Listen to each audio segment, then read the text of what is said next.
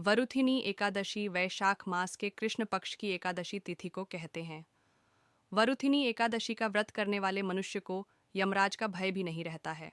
साथ ही इस व्रत को करने से व्यक्ति को विष्णु लोक में स्थान मिलता है। वरुथिनी एकादशी व्रत करने वालों को इस कथा का पाठ जरूर करना चाहिए ताकि व्रत का पूरा फल आपको मिल सके। वरुथिनी एकादशी वैशाख मास के कृष्ण पक्ष की एकादशी तिथि को मनाई जाती है। हिंदू धर्म में इस एकादशी का विशेष महत्व है और यह भगवान विष्णु को समर्पित है। वरुथिनी का अर्थ है सुरक्षा या कवच, और ऐसा माना जाता है कि इस दिन व्रत रखने से व्यक्ति सभी प्रकार के पापों से मुक्त होता है, नकारात्मक ऊर्जा से सुरक्षा मिलती है और सौभाग्य में वृद्धि होती है। युधिष्ठिर ने पूछा, वासुदेव, आपको नमस्कार है। वैशाख मास के कृष्ण पक्ष में किस नाम की एकादशी होती है, उसकी महिमा बताइए। भगवान श्री कृष्ण बोले, राजन, वैशाख कृष्ण पक्ष की एकादशी वृथिनी के नाम से प्रसिद्ध है। यह इस लोक और परलोक में भी सौभाग्य प्रदान करने वाली है। वृथिनी के व्रत से ही सदा सौख्य का लाभ और पाप की हानि होती है। यह समस्त लोकों को भोग और मोक्ष प्रदान करने वाली है। वरुथिनी के ही व्रत से मानधाता तथा धुंधुमार आदि अन्य अनेक राजा स्वर्ग लोक को प्राप्त हुए हैं। जो 10,000 वर्षों तक तपस्या करता है, उसके समान ही फल वरुथिनी के व्रत से भी मनुष्य प्राप्त कर लेता है।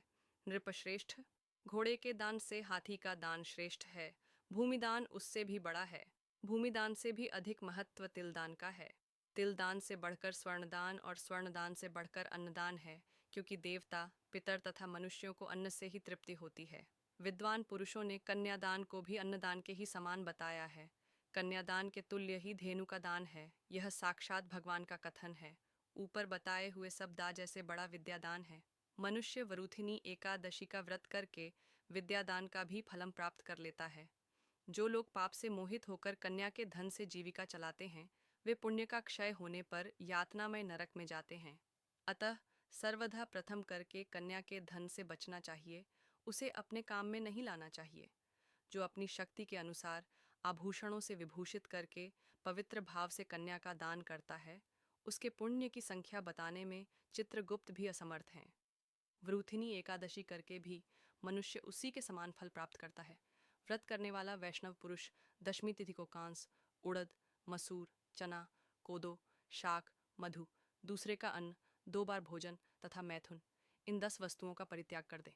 एकादशी को जुआ खेलना, नींद लेना, पान खाना, दातुन करना, दूसरे की निंदा करना, चुगली खाना, चोरी, हिंसा, मैथुन, क्रोध तथा असत्य भाषण, इन 11 बातों को त्याग दे। द्वादशी को कांस, उड़द, गमन, 2 बार भोजन, मैथुन, बैल की पीठ पर सवारी और मसूर, इन 12 वस्तुओं का त्याग करे। राजन, इस विधि से वरुथिनी एकादशी की जाती है। रात को जागरण सा करके जो भगवान मधुसूदन का पूजन करते हैं, वे सब पापों से मुक्त हो परम गति को प्राप्त होते हैं। अतः पाप भीरु मनुष्यों को पूर्ण प्रयल करके इस एकादशी का व्रत करना चाहिए। यमराज से डरने वाला मनुष्य अवश्य वृद्धिनी का व्रत करे।